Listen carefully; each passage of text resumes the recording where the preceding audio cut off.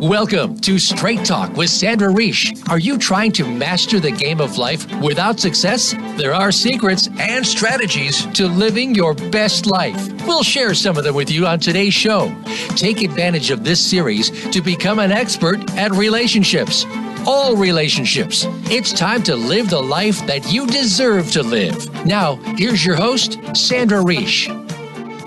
Welcome to Straight Talk with Sandra Reish, a show about living your very best life. Try to always do topics that I think are appropriate. And when we're talking about living your best life, something that comes up for, many people, and myself included, is the topic of aging. Aging is a reality that happens to all of us, and yet a very big struggle for women, for men, for everybody. They say there's not many things you can be certain about in life. Death and taxes are the only things you can be certain of. And aging is a reminder of the fact that we are not alive forever. So it can be linked with a lot of psychological challenges such as depression, even early onset of diseases. So I really want to cover this topic on many different levels, not only psychologically. My goal for the show will be to talk about the psychological challenges of aging. I brought in a fantastic expert.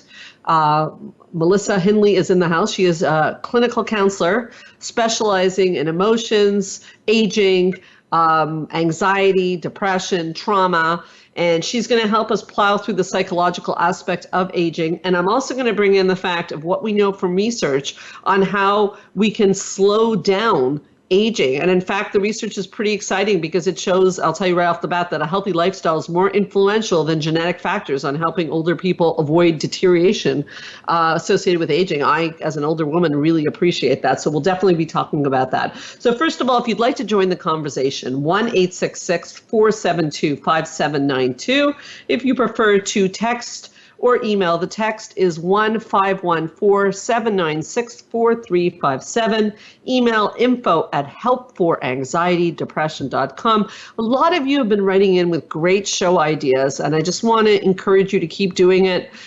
We really appreciate it. We want to know what you want to hear, and getting that feedback has been incredibly helpful. So thank you.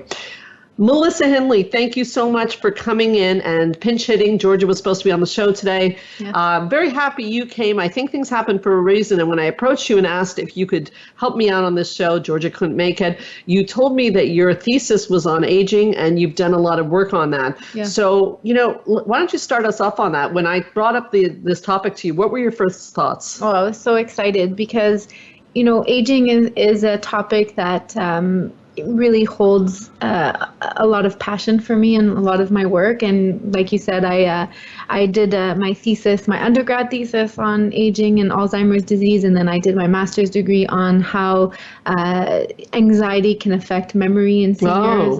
So anxiety is a big factor too. Yeah, so I find that my passion started there with working with seniors and, just understanding the aging process, because I find that in society, there's a lot of stigma and a lot of negative thoughts associated with aging. So I find that the fact that you're talking about it today and shedding light to this idea and how we can help either slow down the process, but also be okay with it and accept it and embrace it, can also help us live a better, happier, healthier lifestyle.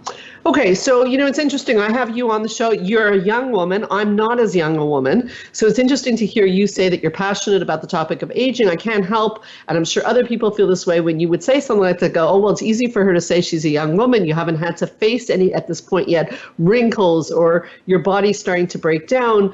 And yet you were drawn to the topic. So first of all, what draws such a young woman to a topic like this? Well, you're right. I think that, definitely I haven't been through the typical older stages, but I think aging happens at every life stage. Like, it's different, of course, because like you said, you talked about the mortality and as a reminder. So for young people, it's less of a reminder, but I think at every stage that we go through, there are changes that happen, and it's important because we are aging and we are getting to that point. And it's also very important to me because I have aging parents. My dad is in his 80s, and watching him go through it, and family members, and it's really important to me to help be the best support that I can for them and also understand what they're going through. And eventually one day I'm going to go through it as well. Yeah. And so it's you're way ahead of your peer group because when you're young, my observation is we don't worry about things like aging. As a matter of fact, I was thinking today, I actually had a massage today and I was thinking about some of the pains in my body. And I was remembering my mother talking about arthritis. And I remember thinking like, yeah, that's just something old people get. Like you don't pay any attention to that. And then you get older and like all of a sudden the word arthritis is not a strange word. Yeah. So it is kind of interesting, this process. And we have like a short window, and youth is very much in our society, very much cherished and revered. Yeah. And I think that's one of the challenges is as you get older, you start I've had many clients talk about feeling less significant, and this is where aging can lead to depression or anxiety. But how do we help someone like that when you think about it in society, being older is not valued, not in this society, not in North American society. So there is a truth that you're going to be treated as less important. Youth is everything.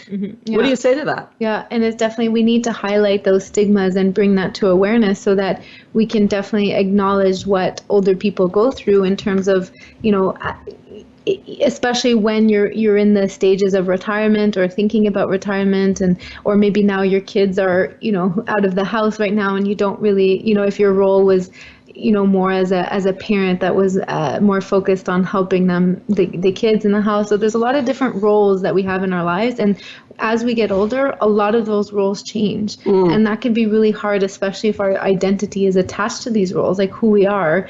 And the biggest one I see is like a lot of my clients who have work as our identity. That's why I'm always careful, when people ask me what I do, instead of saying, I am a psychotherapist, I am a clinical counselor, to be careful of not attaching that to my identity. It is a part of who I am, but being careful that's not all of who I am. But I find a lot of people... Yeah, that's a really good point, actually. That is a really good point, and I think that we start to do that. Do you think that has something to do with aging, that we do that, though? Yes, because, especially with work, like I said, as we talked about these different roles that we have in our lives, if we're attaching these roles as our identity, once these roles change, for example, if you're thinking about retirement or you're not working anymore, then a lot of times, a lot of people, older adult clients that I have, feel like this sense of loss of significance that you were talking about. Yeah. So they feel like there's no purpose or no more identity of who they are. So it's a really big loss. So, okay, so another thing that, let's start with women. I'm always interested in women, and, I'm a woman, and I definitely have thoughts about how women are treated in society. And I think that aging for women is particularly difficult because society is harder on women in terms of aging than men. We tend to say men look better with age. We don't say that about women. Yeah. So where I'm going to here is self-esteem. I think that's going to be a factor here because aging's inevitable, and you're not going to look as good at 50 as you did at 30. That's unavoidable. So would you agree that self-esteem is going to be extremely important to feel good about yourself? Like you said, you don't attach yourself to your clinical counselor. Okay. So the same thing could be held true as you don't want to attach yourself to your youthful looks because that's a problem. And it changes. Yeah, it really does. Yeah. And how you feel about yourself. Unfortunately, if you're getting a lot of external validation for the way you look when you're young, it's almost like it's a little bit harder for you as you get older. Sometimes I'll see someone who's like, like the Brad Pitts of the world or the Angelina Jolies. And I think it would be even harder to be that good looking because there's nowhere to go but down. And then there's going to be someone else coming up who's going to look better than you. That's got to be hard because you get all that validation. I've had clients with eating disorders tell me, I can't give up the eating disorder because I know this is crazy, but wherever I go, I'm treated better because I'm slim. It's a bit messed up. Yeah. So, what do you say to that, to the fact that our world does reinforce people being young and looking good, and yet we're supposed to feel good enough about ourselves without that reinforcement? That's not easy. No, it's not, especially when we see in the news and media like, all these pictures and how the tabloids just tear down women. Oh yeah. In these magazines about how they look or their weight, and so I see what you're saying in terms of the pressure that society puts on women to age a certain way, and that's why a lot of people get plastic surgery or change their appearances, and I think that directly ties to self-esteem. Yeah. Because despite this pressure, of course there's pressure, but also can you feel good about yourself the way that you are, and I think the acceptance ties in a lot to that. Beautiful. I couldn't agree with you more. So I guess the $1 million question, Melissa, is, I can give some personal examples, but I'm going to ask you professionally first, is how can someone feel good enough about themselves to accept those changes that are going to not get the same validation and not get the same reinforcement and, just not look as good. I mean, you're not going to look as good. Mm-hmm. So how do you make that relationship with yourself, in your opinion, solid enough that you can deal with looking in the mirror and going, oh my God, I'm not 25 anymore. I don't have the body. I don't have the skin, especially when all of society might be going, oh, look at her. She's getting on. She really doesn't look so good anymore. Yeah. And you can feel that. So how does someone do that psychologically, in your opinion? Well, I think definitely working on the acceptance piece of that, there are changes that are going to happen. We're not going to like it. We might not like it, but, like you said, it is part of the process. But sometimes we have all these critical negative thoughts. So my first goal would be to challenge, really to look at those critical thoughts, because are those thoughts, are they helping you or are they harming you? Right. And so when you look in the mirror and you start pointing out all the things that look different or that are changing, it's like we're reinforcing this this negativity, negative self-esteem that just it feeds it. Right. And that's what could cause depression and anxiety. And so the first thing I would really work on is learning how to challenge those thoughts, because you're also not looking at the changes or the positives that could be going on. Yeah. So self-talk, you're really talking about self-talk. Mm-hmm. And when you talk about the positives, is that, with age comes some good things, comes wisdom. And sometimes, I know this may sound like a little bit of a challenge, but these days, sometimes when I look in the mirror and see obvious signs of my aging. It's a reminder, though, that I'm living a full life and I'm alive. Yeah. Aging is a gift, right? Because you get to stay alive to age. The alternative is pretty bad. Well, I love that, because what you're doing is reframing it. Instead of looking at it like, oh my God, I'm changing and I look ugly, or all these critical thoughts. Like, you're just looking at, it's a sign that we're lucky that we, that the life expectancy now is getting a lot older, and we're lucky now. It's a good sign that we're still alive. Yeah, no, absolutely. And I think when we come back, we want to empower people, women and men, to do that self-talk in a way that someone can't take that away from you. And that's the problem about youth or external validation in general, is anything. Someone says you're the greatest clinical counselor they've ever met, even that can be taken away from you. Yeah. So you don't want to get hooked on that. So if someone says you're drop dead gorgeous, you don't want to get hooked on that. You're great at your job, you don't want to get hooked on that, because those are all things that you cannot hold on to. But there is one thing you always can hold on to, and you already alluded to it, and that's your relationship with yourself. We'll come back and we'll talk more about that on Straight Talk with Sandra Reish.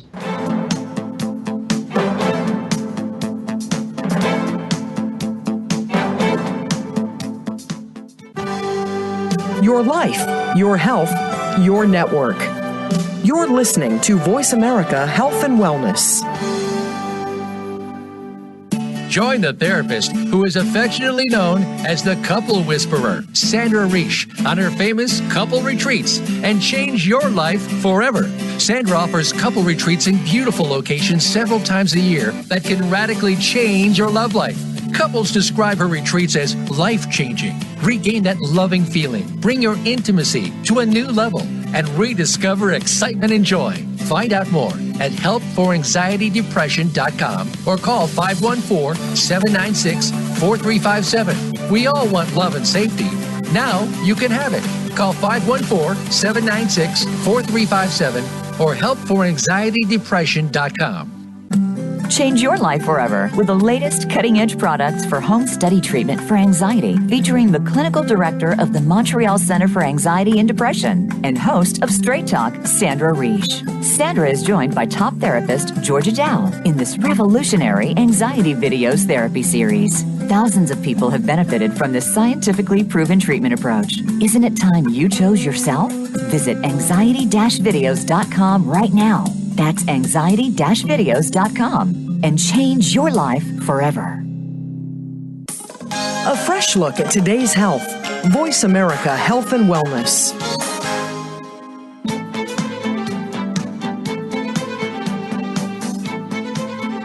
You are listening to Straight Talk with Sandra Reish. To connect with the program today, please call 1-866-472-5792. Again, that's 1-866-472-5792. You may also send an email to info@helpforanxietydepression.com. Now, back to Straight Talk. Here's Sandra Reish. We're back on Straight Talk with Sandra Reish. Obviously, a very important topic and a reality for all of us. Aging, I talked about women. It's not to say that men don't go through this. I think they do. We do talk about the midlife crisis that happens a lot in men. And I think it's, again, wanting to reclaim our youth. And I certainly understand that. And I certainly don't feel I'm above it, because I think that, I was just away with my husband and we were reminiscing about our youth. And, you look back and you remember how you could stay up all night and you could do so many things, because there's a famous expression that says youth is wasted on the young. And the reason I love that expression, because you don't even appreciate it when you're young. You would appreciate it more if you got old and then got to be young, which was like a movie almost. But what I want to get to is the last thought that we ended up with is your relationship with yourself is going to be really important to work on while you're young, to be able to face aging. And then after we get through that, I want to talk again about how you can maybe not fight aging, but become and continue to become the best version of yourself at any age, which certainly helps you to feel good about yourself. Let's come back to this idea of, anything external can be taken away from you. Yeah. So you're in relationship with yourself is an extremely powerful thing. I said to a couple today in my office that, they felt the other person was blocking their happiness. And I was saying to them, you're responsible for your happiness. And it's the same thing with this, is that you're responsible for how you feel about yourself. It's not if your hair looks good. Mm-hmm. I know that's hard to believe sometimes, because when my hair looks good, I really do feel better, but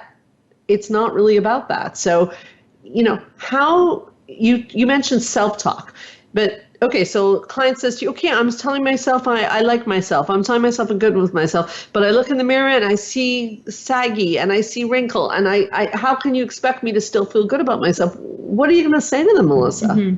Well, first of all, I would ask them what they're like in terms of what their goals are, because just because you're telling yourself that it doesn't look good, a lot of people feel like that motivates you to then change, but does it really? That's a really good point. Yeah, being hard on yourself, that's not going to motivate you to change. It really doesn't. I think you really need to highlight this. I do fight with a lot of clients because they really believe that it helps them. Right, like if they kick themselves in the pants, they'll do more change. Yeah. It's a very common belief in psychotherapy. Yeah, very common. Not true, by the way. Research doesn't support it at all. Actually, if we're kind to ourselves, we're more likely to change, right? Yeah, with compassion. And so just because, and I think that a lot of people have a hard time giving themselves compassion because they feel like then they're being too easy on themselves or letting themselves. They'll get lazy. Yeah, and they'll get lazy. Which isn't true. Which isn't true either. Right. Right. So it's important to and I love how you said that in terms of another radio show, is that what is it that's going on? What am I feeling? And then what do I need? So be compassionate with yourselves, because being hard on yourself on that flab or wrinkles, that's not going to help. But, what is there certain ways that you can do? And I think you have a lot of techniques of preventative ways of what to do to help if we want to get into the action mode. Well, yes, I do. And I think, thank you for that segue. It was nice. I think that the first thing psychologically is something called unconditional positive regard, which is a psychological concept that's used to train therapists to give to their clients. But I really have adapted that, and I really feel it's important that we give that to ourselves. So what does that mean? That means that I have to be unconditionally loving to myself. It's really easy to be loving to myself when I look great, when I'm performing at top level and when I'm getting along with my kids and my husband, that's easy. Can I be loving to myself when it's all going badly and I'm looking awful and I'm feeling awful and things aren't? So that is a vitamin that you have to bring into your life, is unconditional positive regard. And it's a choice. You decide, I'm going to love myself no matter what. If I mess up, it doesn't mean you're just going to sit there and mess up over and over again. But if you mess up, you're still going to love yourself. And people, like you said, go, no, that's going to let me off the hook. No, it's actually not. It's actually your only chance of changing. In psychology, we know for a fact that acceptance is the precursor for change, which is a very brilliant line in psychology, not mine. I wish it was. Acceptance is the precursor for change. We can only change things that we accept about ourselves. So that's the first step. Thoughts? No, that sounds great. I mean, accepting, like I said, is just giving yourself that acknowledgement that you want to work on this, even though things are not the way that you'd like it to be. But what there are certain ways that we can do to work around that. So psychologically, we want to do unconditional positive acceptance. I am very much a believer also, and there is certainly research, as I mentioned at the beginning of the show, that shows that a healthy lifestyle has more influence on aging, both physically as well as mentally, than your genetics. So if aging is, you're listening to the show and aging is a concern for you, you have to be a little curious. Are you cherishing and taking care of your body and your spirit and your mind? There's many components actually. And that sounds very like global. So let me break it down. You know, this is very basic, but are you exercising? Exercising is very, very linked with longevity and with the body not aging. I recently saw a study. This was amazing. I shared it with my husband because he has these things he does at the end of the day, these little weights that he does for his wrist strength. You squeeze them. There was a study that came out that people who have strong wrist strength, I guess it's called wrist when you squeeze your hands and like that, actually live longer.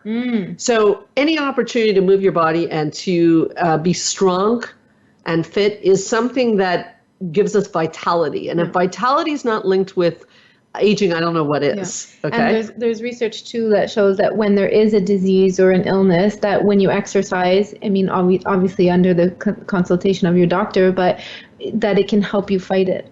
Absolutely. And you said you did your thesis on Alzheimer's. I'm sure there's lots of research on that too. And that's also brain health, which is, are you weight training for your brain? Yeah. And that's a very important point. Remind me to talk about that because I want to go right ahead. Well, definitely with aging, as we age, our memory starts to, I mean, even now my memory goes really quick. But, don't even go there. But, you know, as we age, our memory does get, less and less. So, but there are techniques, there are ways, and that's what I actually started a program for early seniors, older adults, maybe 55 and up. And in Vancouver, I started a program called Brain Matters, and it was a preventative for dementia and Alzheimer's. And what we did is that every Monday we would meet, and so we went through brain stimulation, just little activities to help keep our brain active, especially if you're not working or we're retired and we have like we're not using our brain in work-wise stimulating, that it's very important to keep that active because, it's like they say, if you don't use it, you lose it. Really, so true, and so important. I think it's amazing that you have that program. There's programs like that all over the place. And even the sorry to cut you off, but no, sure. Luminosity, right? If you Google, that's like you see those websites or commercials about it, and you can sign up. There's a part of it that's free, and there's just little brain games, and they make it fun because it's games. And this can be done at any age. That's the beautiful thing about it. It's not, it's really important that we start early to keep our brain active, because just like our body, that exercise that you talked about, we really have to exercise our mind. And research shows that helps not only with diseases, but with depression, anxiety.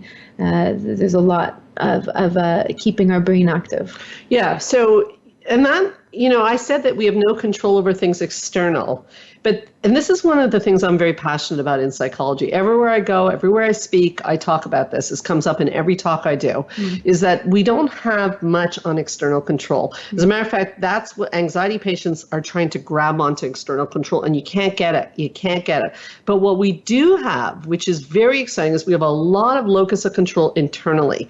So this is taking some control internally. Yeah. Doing brain exercises, moving your body, putting nutritious food, nourishing your body is a locus of control that can, and I'll be honest with you, I definitely don't look like I did when I was younger, but I actually am more fit and feel better now in my older years than I did when I was younger because of the way I feed myself and move my body.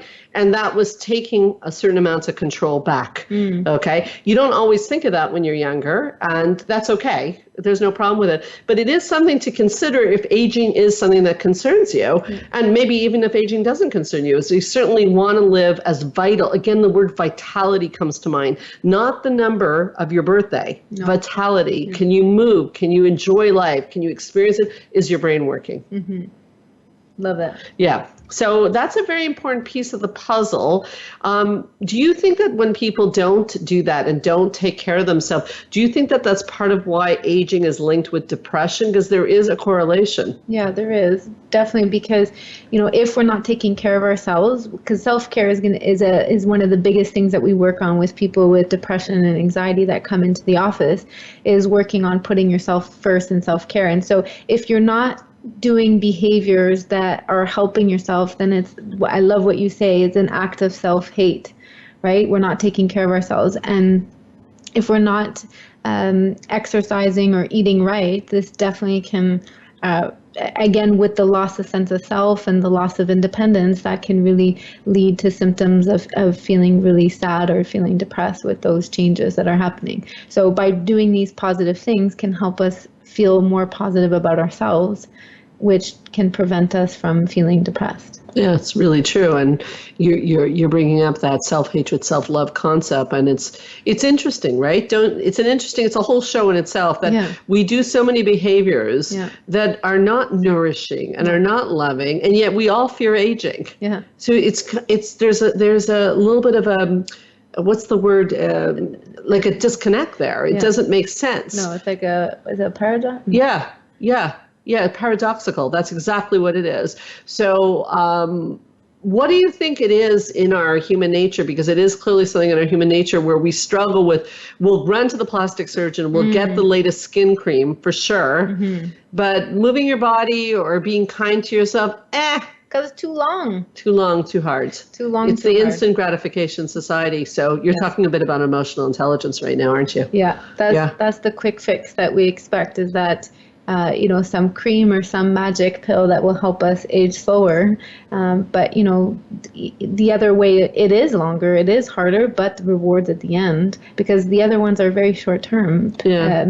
Not plastic surgery, but I mean, there's some horror stories in there too. But that the other way it's just longer.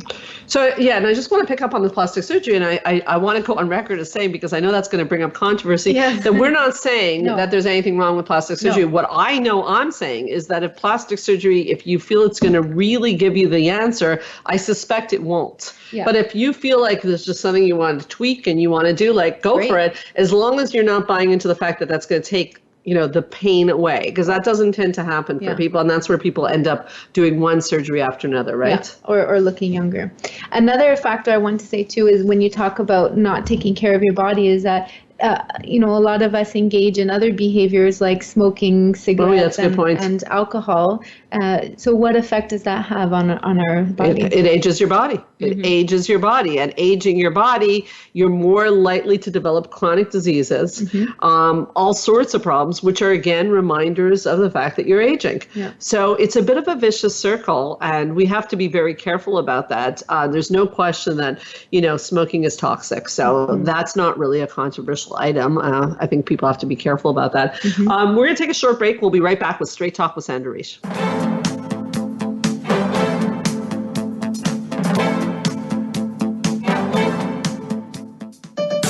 Your life, your health, your network. You're listening to Voice America Health and Wellness. Change your life forever with the latest cutting-edge products for home study treatment for anxiety, featuring the clinical director of the Montreal Center for Anxiety and Depression and host of Straight Talk, Sandra Reish. Sandra is joined by top therapist Georgia Dow in this revolutionary anxiety videos therapy series. Thousands of people have benefited from this scientifically proven treatment approach. Isn't it time you chose yourself? Visit anxiety-videos.com right now. That's anxiety-videos.com and change your life forever. Join the therapist who is affectionately known as the Couple Whisperer, Sandra Reish, on her famous couple retreats and change your life forever. Sandra offers couple retreats in beautiful locations several times a year that can radically change your love life. Couples describe her retreats as life-changing. Regain that loving feeling, bring your intimacy to a new level, and rediscover excitement and joy. Find out more at helpforanxietydepression.com or call 514-796-4357. We all want love and safety. Now you can have it. Call 514-796-4357 or helpforanxietydepression.com. Your life, your health, your network. This is Voice America Health and Wellness.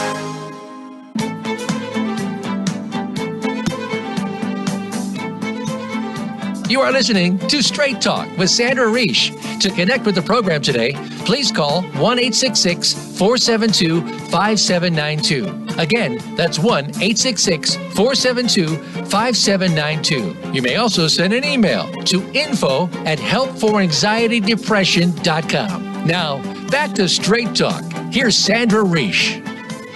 So interesting topic, lots to talk about. Even on the break, we're talking to the engineer of the show, and he brought up a very important point, which is media and media and aging, and how media can sometimes even make you feel a certain way, and sometimes we're seduced into feeling a certain way. And certainly when it comes to aging, I thought that was such a good point, because when it comes to aging, media has every interest in making you feel quite bad about aging. Now, I want to put it out there, is why does media have a vested interest in you feeling bad about yourself? That's a good question. Do you have any idea what the answer is? I don't. It's money. Oh, because they can sell you a product to make you feel better. So we have to be so careful because we're bombarded with media. Okay, like I'm like, forget it. Like I'm on my computer, I'm on my phone, it's nonstop. Okay, and I'm unfortunately representative of much of society. You're being bombarded all the time, even if you don't want to be hearing it. It's everywhere. No, I know. And just as you say that, I remember like once I'm, Googling, let's say I'm Googling something. Let's say, for example, if I was Googling like wrinkles under your eyes, then I realized like on Facebook or Instagram, there's an advertisement about what creams you could buy. Yes. So what's interesting about what A-Rod brought up, our engineer, our fantastic engineer, by the way, brought up, is that we're being manipulated. Yeah. And that always bothers me a little bit, or more than a little bit. So it's difficult because, again, the premise of the manipulation is to sell you something and to make you feel bad about yourself. So unfortunately, and as I said, this is a show in itself, we live in a society that marketing is set up to make you feel uneasy about who you are and want to purchase products. And with aging, it's a multi-billion-dollar industry. Diets, skin creams, plastic surgery. I mean, where does it end? Yeah. So how do we protect ourselves from that? You're talking to me and you're about to talk about, strategies and things, fears, but, how does the average person protect themselves from this? Constantly being bombarded with things that are going to make them feel like they're not quite good enough. Talk to me. I think just even the first part of just because even before you guys brought this up, like it wasn't in my awareness.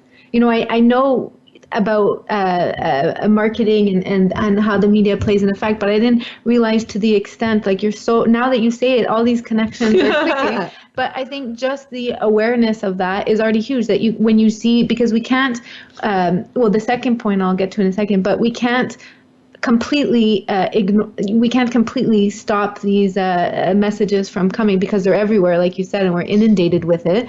But we can just learn to take a step back and challenge it, like to be aware and to be like, okay, that they're, that this is trying to sell me something and make me feel bad about myself. So just even awareness and labeling it what it is. Can already, just for me, I feel a lot better. Oh, really? Just knowing that. Good. And it makes me feel like a little bit more in control instead of this, I need this product. Yeah. Yeah, it's disturbing. It's a little bit disturbing. Yeah, it is. But the second part I was going to say is just limit time on social media, which can be hard, but idea. It is a good idea. Yeah, unfortunately. So it's social media is another topic that we have covered on Straight Talk and probably should cover again. Social media is a very double-edged sword because we're very drawn to our electronics. I'm very drawn to my electronics, but electronics are not linked with happiness. No. They're negatively linked. So it's really tricky. And then there's the whole comparison. Isn't that part of aging too? You go on Facebook and you're looking at people, how they age, how they look compared to you, so on and so forth. Yeah, okay. Very dangerous. Very dangerous. Melissa, you showed up here today wanting to talk about also fears that people have for the future as that being part of what ages people. Mm-hmm. And I would imagine that it does actually add to aging because what the brain hears, the brain tends to create. Mm-hmm. What were you talking about? Well, definitely, I think it's a connection that when we worry, it causes a lot of stress and anxiety, which does affect our immune system, which can have an impact on health and disease, so that there's a connection there. But it fears, working with seniors a lot of times and older adults, a lot of times the main themes that came up was a lot of fear for the future because, as we, for any age, there's no certainty at all. But as we age, there could be a lot of unknowns that come up that scare us. Scare us about life, scares about what's going to happen next, scared about our health. And so there could be a lot of fear. But they're understandable, these fears. So what do we say to people about this? Because it's understandable that we could be worried about our health. There's more things that can happen to you as you get older. What do you say to that? Yeah. Sorry, just before I get into that, there's more fears. And, another thing that a lot of seniors go, or older adults, is the loss, because now their friends are starting to get sick, or their friends are. Yeah. I know my partner's father is going through this, that, he was telling me, I'm having a hard time sleeping. And so being the counselor that I am, I asked him why. And he says, I'm thinking about my whole life. Like, I'm thinking about my child. Like, he just had these flashbacks of when he was a child and just kind of reminiscing throughout his life. And it's because right now a lot of his friends I think he had 5 friends that passed away. Yeah.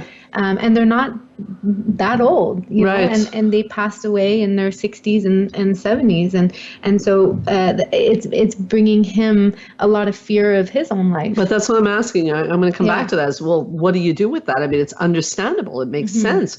You're more prone to get sick as you get older. So what can we tell people about what to do with that fear? Yeah, it's a big question because, well, first I would definitely help with if it's bringing up anxiety, there's a difference between worry and anxiety. Worry are more thoughts about our fears about what's going to happen, and then anxiety is more the physiological response that comes along with it. But learning how to again, I think it's the self-talk, right? Because if we, it's inevitable things, we are aging, we are going to die, and that's another thing I want to say, but we are going to die. And so I think it really comes back to that acceptance and how we talk to ourselves, because there are a lot of fears, but how do we want to live the rest of our life? Fearing is not going to help it not become true. Like, the more you worry about it is not going to make it less likely to happen. And so it's just about taking that information, acknowledging your feelings that, there is some fear and you are scared, but what can I do today to help me? And that comes back to when we talk to the preventative measures. What can I do today to live the rest of my years? How do I want to live today? Because that's the only guarantee. Like, even at my age, there's no guarantees, right? No. The only guarantee I have is in this moment. Yeah. And so I think mindfulness can really help bring you back into the moment, and using those present moment ideas to not worry about the future, because we can't control it. Yeah, it's very true. And, it reminds me of somebody who came to see me many years ago who had a lot of friends die of cancer. And she was like, I'm just bracing myself. I'm just bracing myself. And I said, it was very provocative what I said, but it worked. I said to her, but then you're already dying. Yeah. And she went, what? Yeah. But it's true. If you're living in fear of dying, then you are already dying. Mm-hmm. So we have to be very careful. So it's very hard to do. Mm-hmm. But we want to come back, and I like the way you said it, to living. Mm-hmm. Living, and what would that, how do you live a full life? Yeah, and living, instead of just letting life pass us by and taking more a passive stance, is to really be alive and living, and with that vitality that you're talking about, and how can I live my best life in the present moment? Because like I said, that's the only moment we have control over. And you brought up also older people, finding out about their friends dying, but I think older people also have the tendency sometimes to be looking at the obituaries every day. Oh, my dad does that. And looking at negative news every day, and yes. Not so healthy. I was like, why? He's like, he makes a joke. He's like, I'm making sure my name's not in it. Yeah. But that joke is his fears, right. That, it's humor, but really underneath that, there's something. And again, I'm not saying that you don't do that. I'm saying, how much of the time do you want to do that? How much time do you want to focus on what you brought up, the inevitability of death and dying, which is really what the fear of aging is really about when you think about it. It's a sign that we're not here forever. But aren't there bonuses to knowing that we're not here forever? Isn't that expression I said before, youth is wasted on the young, isn't it good to know that you're not here forever? Don't you think? Well, in a way, that scares me, because I had a fear of dying. Right. But when you say that, it makes us more grateful for the time that we do have, because if we knew we live forever, then we wouldn't be very grateful. Yes. And I think that bringing up gratitude, again, writing down and being grateful is a good component to having that really secure base with yourself, good relationship with yourself, regardless of what happens, is to appreciate every stage of your life. So, it's interesting because we're in one of the only fields that aging is a bonus. Yeah. Actually, when you're a therapist, being older is a major asset to the job. Melissa's very young. Yes. And it was hard to get a start to this. And still sometimes clients are like, really? Yeah. Yeah. So it's a major, major asset in this industry. But when you think about it, why? It's again because age gives you experience and wisdom. So the wrinkles are a sign of, isn't that a reframe right there? It is. And it's also adapting. There's a lot of cultures that really look up to a lot the elders, right? Yeah. And so I think it's about taking that mentality too, and us as young people to really change ageism, to really change the stereotypes of what is, and really valuing our elders, because we have a lot to learn from them. So what do we do? Why don't we, a lot of other societies, you're right, I just saw a movie on this, really value older people and they're revered. Yeah. Our society treats old people like they're a nuisance. So how are we going to globalize this? How can we help people to, see their elders as, like you said, people that they want to learn from, as opposed to people who are no longer of any use? Yeah, that's a big question. And now it's important because now a lot of the baby boomers are getting older. So I think it's really important that we're seeing more of the population coming into the older adult category, right? So I think first, just changing our language about how we talk about seniors, how we talk about aging. I think definitely starting from learning how to change that conversation instead of a negative thing to more, like you were saying, the wisdom and the positive, but also, taking, being able to take care of our seniors, giving them more access to help, not just kind of putting them in a, on the side or on the corner, but just really trying to advocate for them and put a lot of social support around for them, but also, because there's a lot of loneliness too. Any other ways that we can try to shift this mentality? Well, I think it's how we talk to ourselves about our own age and our birthdays and getting on there. I think we set the tone with our kids, and that's how we change the society with our kids. So we want to work on that. When we come back, I want to pick up on loneliness, and I want to talk to you about the famous midlife crisis. What on earth is that all about? We'll be right back on Straight Talk with Sandra Reish.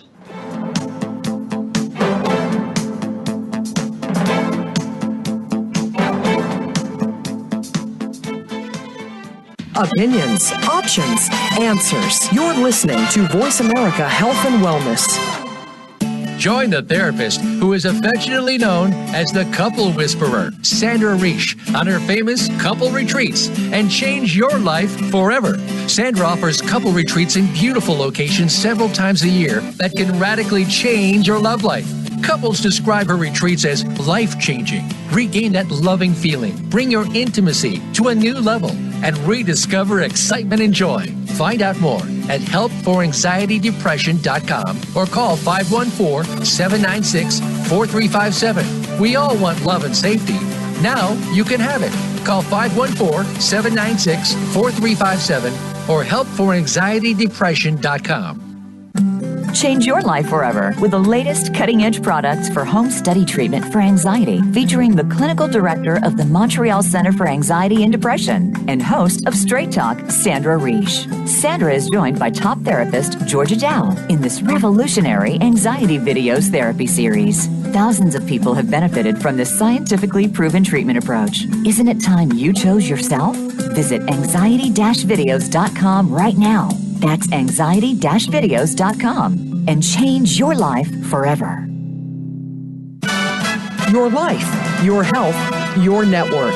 Voice America Health and Wellness.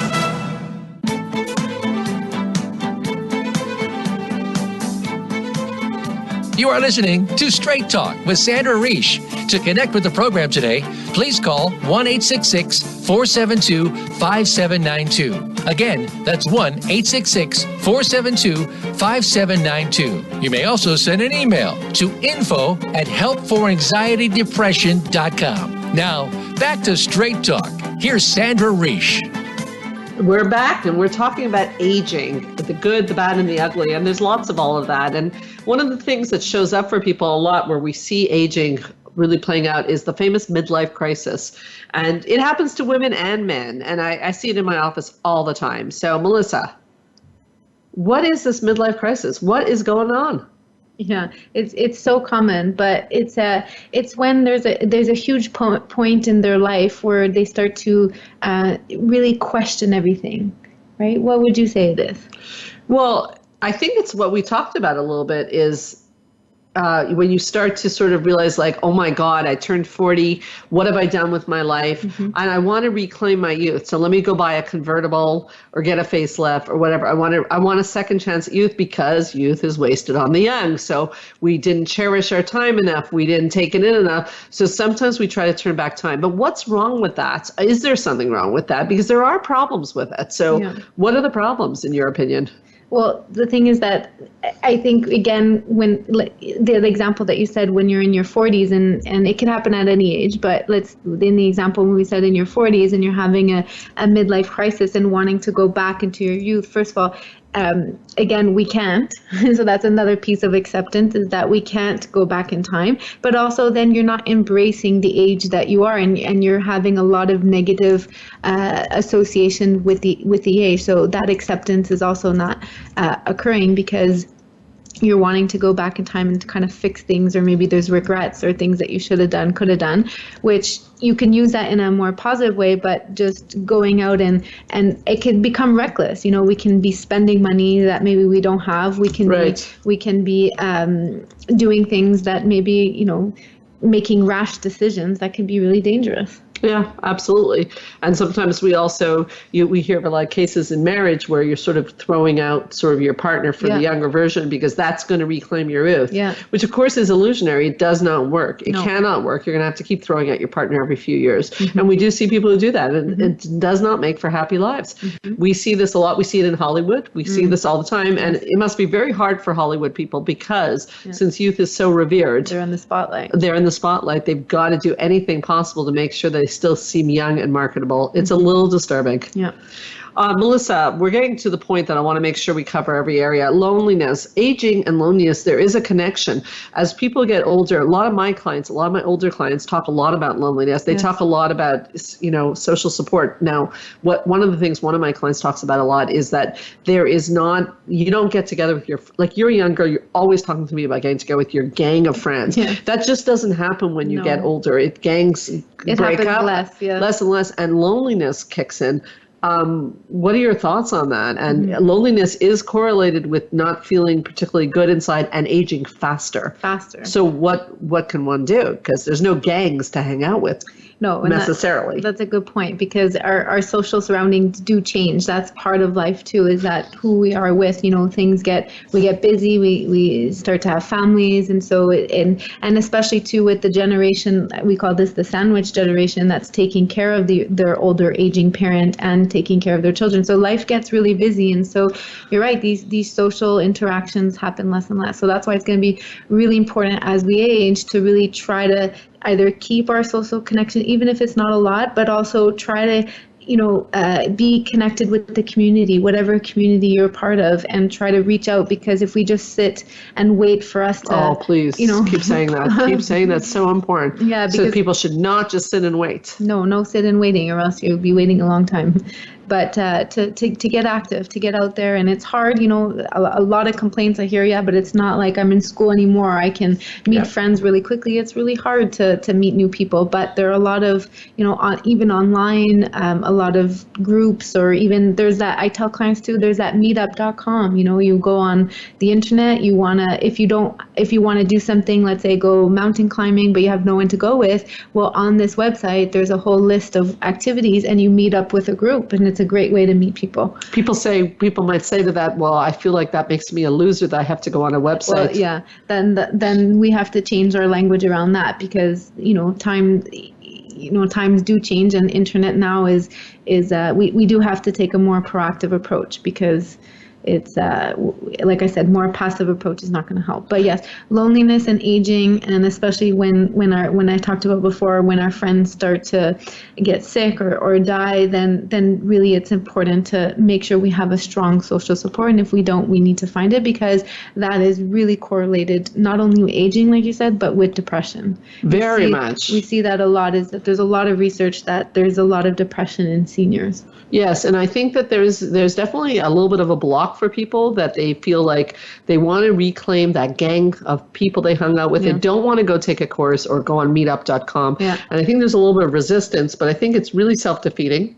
I'm really into nutrition and exercise, as probably evident on the show. And recently I saw a study that came out that showed that as much as nutrition and exercise play a huge role, social support plays an even higher role. As a matter of fact, they studied people who live to over 100 years, which live in parts of the world called the blue zones, where those areas of the world people tend to live longer. And what they found is that more than anything else, they were sitting at a table with a lot of people when they were eating. So although what they're eating was important, what was equally important is who they were eating with. So if you're not finding social support easy to come by, you have to be, like Melissa said, creative in your social support. Find things that interest you, which also stimulates your brain, whether it's a cooking course, whether, as you were saying, meetup.com. If I had more time in my life, I remember years ago, I loved playing cards so much, and I never have time anymore. But if I did want to play cards with somebody, I wouldn't know where to start. I would go on meetup.com. I really would. And I'd find people who like to play the card game that I like to play. Why not?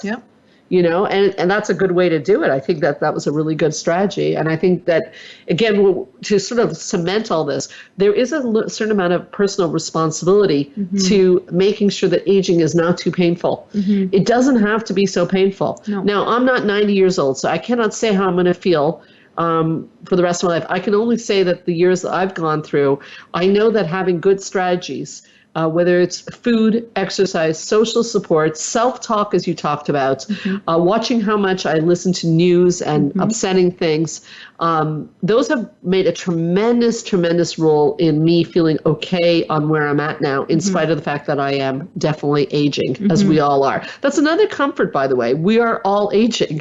No one gets out of this alive. Nobody. It's amazing. So those are things that I think are important to integrate in your life. Any final tips you want to offer people? I think definitely trying to, like you said, me and my really big passion is the mental activity. So stay active mentally. There's tons of games online. There's tons of things. What kind of games should they be playing?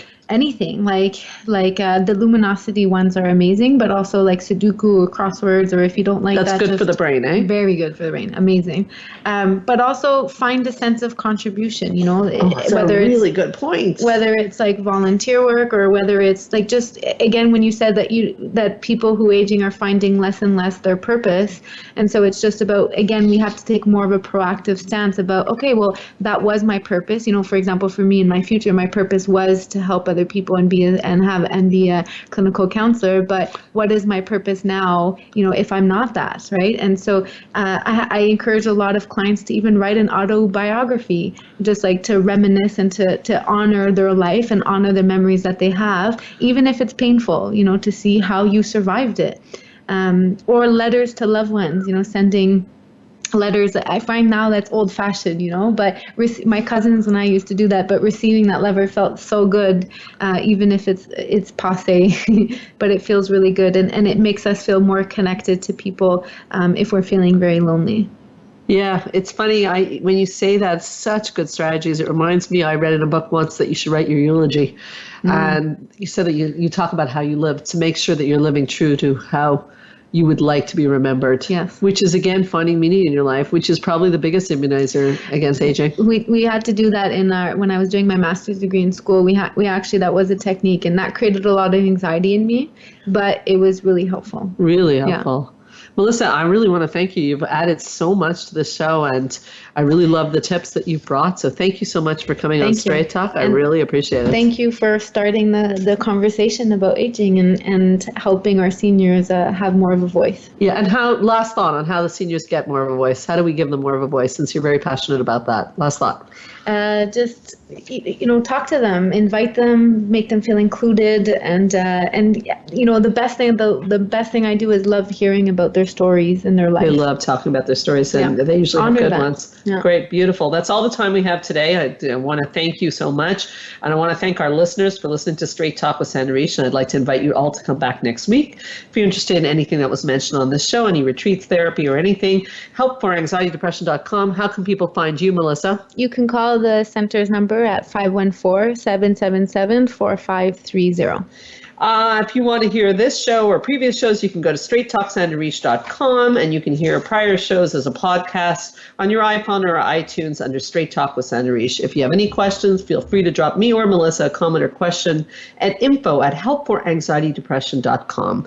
My name is Sandra Reish, and I promise I'll help you learn to live your best life again next Thursday, same time, same channel. In the meanwhile, this is Straight Talk with Sandra Reish, and keep your eyes on the stars.